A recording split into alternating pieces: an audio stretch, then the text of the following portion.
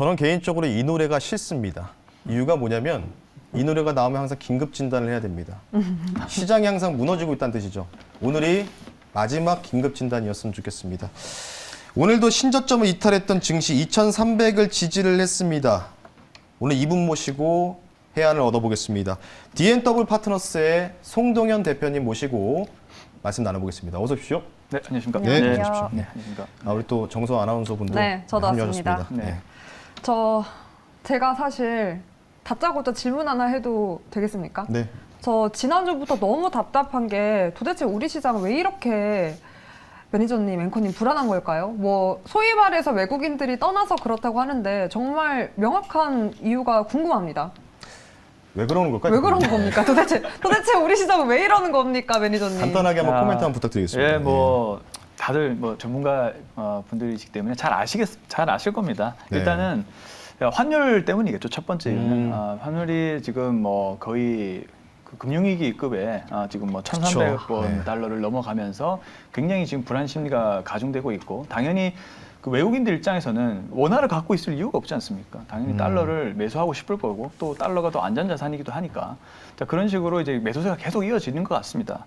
그리고 이제 두 번째로는 저는 이제 지금 사실 보시면 일본이나 중국 증시는 굉장히 흐름이 나쁘지 않지 않습니까? 맞습니다. 네. 네. 중국 증시는 지금 뭐 제가 심천 증시를 보고 있는데 오히려 지금 상승을 하고 있더라고요.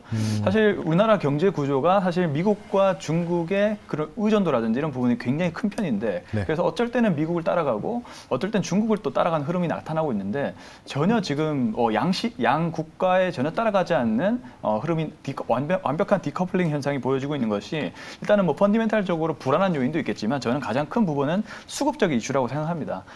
우리나라만의 어떤 독특한 룰이 있지 않습니까? 반대 매매 뭐 140% 담보 그렇죠. 비율, 이런 부분들이 너무 지금 시장이 지나치게 빠지니까 사람들이 굉장히 지금 당황하는 것 맞습니다. 같습니다. 신용들 메꿨다가 이거 또 빠지네? 그럼 또 채우거나 아니면 못 채우면 그때는 완전히 또 박살이 나는 거죠. 또 CFD 계좌 이런 것들 굉장히 많이 생겼고, 저는 그래서 핵심은 지금은 이제 수급적인 이슈가 가장 크다라고 저는 생각을 하고 있습니다. 센티가 무너졌단 말씀이시죠? 네네, 그렇습니다. 네. 그 환율도 짚어주셨는데 사실 환율도 앵커님 대표님 이게 사실 달러 인덱스를 보통 지표로 보고 샀는데 달러 인덱스는 또 지금 약간 약세거든요. 근데 환율만 계속해서 1,300원대 그 위에서 이렇게 흐름을 가져가고 있으니까 도대체 시장 안 그래도 어려운데 저 같은 정말 주린이 투자자분들은 더욱더 이게 접근이 어렵더라고요. 이건 왜 그런 겁니까?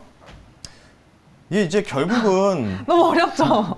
이게 정부의 의지죠. 환율 관련된 뭐 환시는 정부의 의지라고 보고 있는데 이게 사실 조심스러워요. 정부 얘기를 할 때마다 항상 네네네. 뭐 아실 거예요. 대표님도 아시겠지만 예.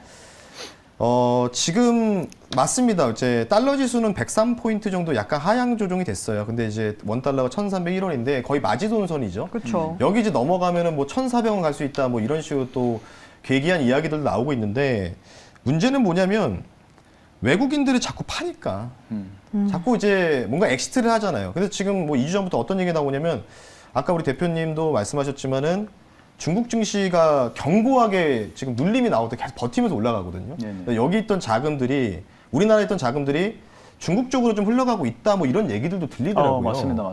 그 관련돼서는 어떻게 생각하세요? 근데 저도 그 얘기를 좀 네. 드릴까 했는데, 네.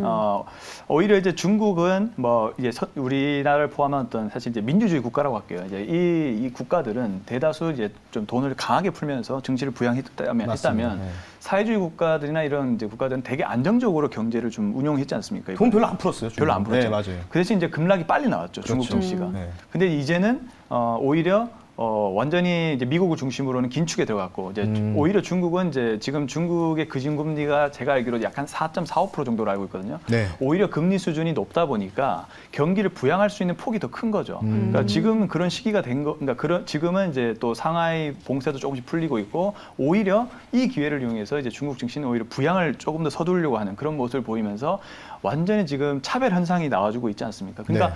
당연히 그러니까 원래는 사실 중국 증시가 올라주면 우리나라도 좀 같이 따라가는 흐름을 보였는데, 너무 역전 현상이 심하다 보니까 불안감에 저 역시도 중국 증시로 자금이 좀 흘러가는 것이 아닌가, 또 그렇게도 좀 생각이 듭니다. 네. 다 얘기하셔가지고 제가 뭐 딱히 첨언할 게 없어가지고. 네. 네. 어쨌든 뭐 중국에 대한 부분들, 그리고 중국이 지금 기대 인플레가 2%대예요. 아시다시피. 아, 네. 그래서 네. 인플레 때이기 때문에 확실히 부양에 대한 의지, 그 기대감으로 외국인들이 그러니까 작년에 많이 손절쳤던 걸로 알고 있거든요. 네, 그러니까. 예. 네. 워낙 그때 막 교육, 뭐 사교육 통제해라, 네, 게임은 맞습니다. 마약이다 하면서 다 도망갔잖아요. 외국인. 부동산도 통제했고요. 예. 그래서 다시 또 들어오고 있다. 이런 데는 저도 공감을 하고 있어서 확실히 중국이 강하다. 이렇게 좀 말씀을 좀 드리고 싶고, 두 번째 질문으로 빠르게 넘어가겠습니다. 네. 인플레 하면 이제 근원을 제한 게 결국은 이제 기름값, 유가죠. 유가 얘기를 좀 해볼 텐데, 유가가 최근에 122불에서 갑작스럽게 툭툭툭 빠지는 모습이 나와서 현재 유가가 103불, WTI 기준 103불을 유지하고 있는데, 단도직입적으로 여쭤볼게요. 네. 뭐 다 아는 얘기니까. 몇 불까지 보세요? 솔직히 가격은 네. 제가 네. 좀 굉장히 짐작하기 힘들 것 같고, 네. 근데 일단은 저는 이제 그 미국을 중심으로 유럽과라든가 이런 부분들이 좀 협업을 할 것 같아요. 네. 그래서 제가 봤을 때는 좀 장기적인 관점으로는 한 $80 정도는 유지시키려고 80불이요? 하지 않을까 이렇게 생각을 하고 있는데, 사실 지금은 말씀하셨다시피 오늘도 제가 보니까 WTI가 $103 정도로 하락하고 네. 있고, 굴이라든지 곡물 가격도 다 빠지고 있더라고요. 맞습니다. 그래서 이제 경기 침체 우려가 이제 조금씩 확률이 올라가면서 원자재 가격들이 좀 빠지는 그런 흐름들이 나타나는 것 같고요. 뭐 불행 중에 전 다행이라고 생각합니다. 어쨌든 좀 빠져야 좋으니까. 근데 이제 그 또 큰 이벤트가 하나 있지 않습니까? 7월 중에 바이든이 이제 사우디에 방문을 합니다. 네. 그 자존심을 굽히고 이제 들어가지 않습니까? 뭐 만난다 안 만난다 요 말과가 많더라고요. 맞습니다. 일단은 네. 뭐 빈살만이 단독 미팅은 안 할 수도 있다, 뭐 네. 이런 기사가 나오고 있는데, 사실 저는 이 부분이 약간 불안하지만은 그래도 잘만 되면은 좀 그래도 단기적인 트리거가 되지 않을까. 하락의 트리거 말씀하시는 거죠. 네, 그렇게 좀 생각이 들긴 하거든요. 일단은 사우디가 현재 오펙과 포함해서 원래 지금 한 43만 배럴 정도를 생산하고 있는데 네. 조금 올려서 63만 정도로 배럴로 지금 올린 상황이잖아요. 여기에서 근데 제가 지난 기록을 좀 보니까 사우디가 그래도 한 900만 배럴까지는 계속적으로 지금 그러니까 전체 역량으로 봤을 때는 어쩔 때는 러시아처럼 1000만 배럴도 넘어가기도 하고요. 그럴 때가 가끔 있더라고요. 네. 그러니까 증산 여력이 저는 충분히 사우디가 좀 있다라고 생각이 들고 있고, 만약에 여기에서 어떻게 합의가 좀 잘 돼서, 예를 들면 이게 정치적인 사안이라서 굉장히 복잡한데 뭐 사우디에 군사 지원 배치해주고 이란하고 핵 협상 안 하고 뭐 여러 가지로 좀 사우디의 이로운 조건으로 바이든이 이렇게 해결을 딱 한다 했을 때는 유가가 조금 그래도 단기적으로는 빠르게 하락할 수 있는 요인은 되지 않을까 이렇게 저는 보고 있어서 그 부분이 조금 좀 기대가 되는 부분이다. 현재까지는 그렇게 생각을 하고 있습니다. 네. 앵커님은, 그러니까 대표님 80까지 보셨는데 혹시 앵커님은 어디까지 보세요? 저도 오늘도 육가왕이 나올 수 있으니까. 육가왕은 이제 강성호 아나운서죠. 그렇죠. 네, 강성호 없으니까 또 아나운서한테 뽑아야죠. 전화 연결을 해야 되는데 조만간 한번 해봐야 될 것 좋습니다. 같은데. 네, 앵커님 자, 어디까지 보세요? 저도 그 대표님이 비슷해요. 우리 송 대표님하고 저도 70에서 80불. 네. 왜냐면 이제 제가 그 여기서 좀 잠깐 얘기를 안 하셨는데, 원자재 얘기하다가 잠깐 안 하셨던 게 바로 리세션 얘기를 이제 조금은 설명 안 예. 하셨었어요. 예. 추가적으로 아마 저랑 비슷한 의견이신 것 같은데, 저는 이번에 연준에서 자이언 스텝을 밟은 의도가 이거 같거든요. 어떤 거냐면 소비를 파괴하는 거. 네. 그러니까 일부러 경기 침체를 유발시켜가지고, 그러니까 쉽게 얘기해서 코로나 때 비행기를 이제 종이 비행기를 훅 날리면 뜨지 않습니까? 네, 그렇죠. 근데 이제 이거를 천천히 이제 착륙을 시켜야 되는데, 이거를 급작스럽게 착륙하면은 그 비행기가 폭발해요. 그럼 기업들 실적 망가지고 주가 망가지고 다 부채가 난리 나는데, 이거를 지금 일부러 이제 리세션을 통해서 연착륙시키겠다는 의도거든요. 안 망가질 정도로. 그러니까 허리들을 졸라매는. 그러니까 쉽게 얘기해서, 그래서 제가 리오프닝이 별로 안 좋았던 게, 어디 놀러 가지 마라. 약간 이런 식으로 얘기하는 것 같거든요. 네, 그래서 저도 그래서 일시적으로 그것 때문에 유가 하락이 좀 나오지 않을까? 그러면서 자연스럽게 7, 8월, 9월 달에 조금 반등 랠리가 나오지 않을까? 네네네. 이렇게 좀 생각을 한 차원에서 저도 송 대표님 의견과 굉장히 동의하고 있다. 이렇게 좀 말씀을 드리면서 두 번째 질문 마무리 좀 해보겠습니다. 네. 사실 뭐 유가 지금 얘기가 나왔는데 유가만큼 또 중요한 게 사실 시장을 또 혼돈하고 있는 게 대표님, 앵커님 말씀해 주셨던 것처럼 금리 부분인 거잖아요. 환율과 금리도 뗄래야 뗄 수 없는 관계니까. 특히 뭐 우리나라도 한은에서 선제적으로 이렇게 미국의 스텝을 좀 따라가려고 있는 뉘앙스가 오히려 더 시장을 불안하게 하는 게 아닐까 싶은데 어떻게 보세요? 이거는 제가 볼 때는 우리 대표님한테 한번 여쭤보는 게 낫지 않을까? 네. 제가 잘 몰라가지고. 그럴 일은 없다고 네, 생각하고, 네. 그래서 물론 제가 출연자로 나왔으니까 네. 한번 그냥 간단하게 얘기를 드리면은, 아닙니다. 일단은 당연히 우리나라 금리보다 미국 금리가 높다고 하면 저 같아도 당연히 달러를 삽니다. 다 그건 네. 너무 상식적인 이야기인데 그러니까 우리나라 금리도 당연히 미국에 따라서 올릴 수밖에 없는 것이죠. 안타깝지만은. 근데 이제 지금 현재 미국 금리도 이제 1.75 정도고 우리나라 금리도 현재 1.75 동일합니다. 현재. 근데 이제 보니까 7월 14일 날 금통위가 있더라고요. 이제 하느니 이제 빅스텝을 예고를 했잖아요. 일단은. 그리고 당연히 이제 연준도 7월 말에 이제 FOMC 회의가 있는데 그때도 그 자이언트 스텝을 얘기를 한 상황이고 물론 이제 7월 달이 돼서 하느니 0.5포인트를 올린다고 하고 만약에 미국이 0.75를 다시 올린다라고 하면은 미국 금리가 더 높습니다. 일단은. 근데 일단은 하느니 너무 공격적으로는 저는 못 올린다라고 생각을 하고 있고 왜냐하면 경기 침체 우려가 우리나라가 지금 굉장히 짙은 상황이기 때문에 근데 일단 0.5 정도만 해도 이제 빅스텝이잖아요. 그렇죠. 네.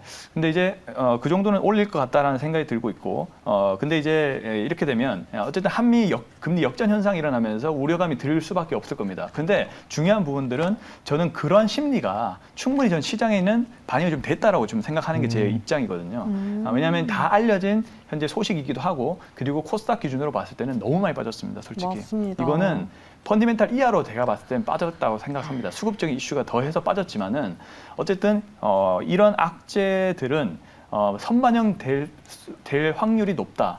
이라고 저는 이렇게 생각을 하고 있고요. 오히려 그러니까 빅스텝이 돼도 재료 소멸로 오히려 그런 우려감이 좀 더 줄어들 수도 있다. 저는 그렇게도 좀 생각이 들어서 이런 의견으로 한번 말씀드려 보겠습니다. 저도 굉장히 동의하는 게 네. 사실은 오늘 하락의 이유가 좀 더 명확해졌던 게 뭐였냐면 예. 이게 사실은 미국하고 너무 디커플링 나오지 않았습니까? 예, 맞습니다. 네. 어제 한국은행에서 금융 안정 보고서가 나왔는데 그거 제가 한번 나중에 한번 시간 되면 제가 한번 자료 올려드릴 텐데 게시판에다가 이걸 보니까 10월, 11월 달에 가계부채 관련된 부분에서 리스크가 굉장히 고조될 수밖에 없다. 네네네. 그러니까 이게 지금 외국인들의 셀링이 좀 나오고 있고 근데 그 물량을 지금 뭐 하고 있냐면 기관하고 금융투자가 받고 있거든요. 얼마나 싼 종목이 많습니까 사실. 네네. 그렇죠. 그래서 저도 이게 거의 다 오지 않았나 약간 좀 이런 생각이 들어서 네. 저도 굉장히 궁금하다라고 좀 말씀드리고 싶고 악재가 반영이 좀 일찍 된 것 같다 이렇게 좀 결론을 도출해 보고요. 네네. 네 번째 질문은 제가 한번 여쭤볼게요. 저는 개인적으로 7월, 8월, 9월 달에 뭐 여러 가지 호재들이 좀 많이 보이거든요. 네네. 시장 움직일 수 있는. 근데 남은 악재는 이제 북한발 리스크밖에 없고. 네네. 네. 우리 휴전 국가니까 그렇지 그쵸. 않습니까?